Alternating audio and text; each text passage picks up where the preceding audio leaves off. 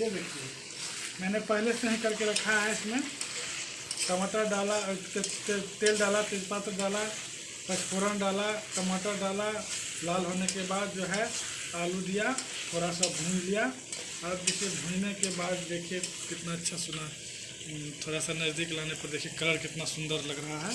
हाँ, अब इसमें मैं चिकन जो मैंने चिकन पहले ही मैं चिकन को जो है प्याज, बारीक से कटा हुआ प्याज, अदरक का पेस्ट, लहसुन का पेस्ट, हल्दी, गोल जीरा, ये गोल मरीच, जीरा पाउडर, ये सब मैंने डाल रखा है, दालचीनी, ये सब मैंने डाल रखा है। अब मैं इसे चिकन को डाल रहा हूँ कढ़ाई में।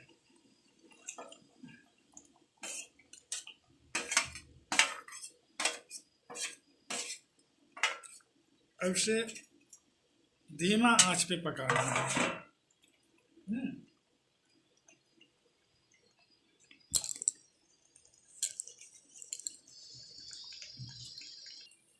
अब इसे धीमा आंच पे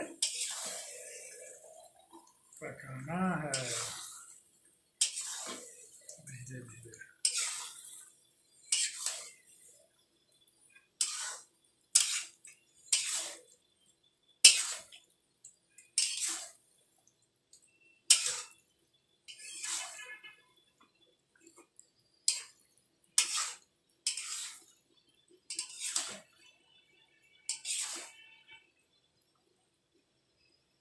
अब मैं इसे ढक दूंगा और धीमा धीमा आंच पे पकाना।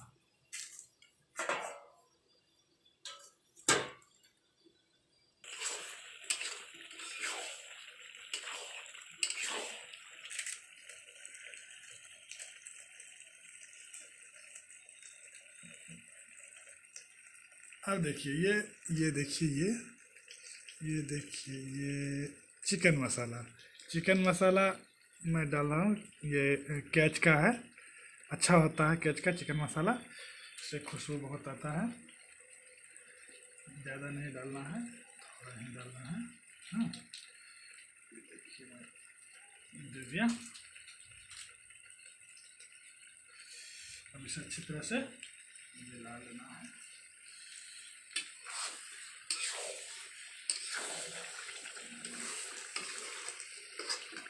ये तब देना है जब लगे कि अब लगभग हो गया है, तब देना है।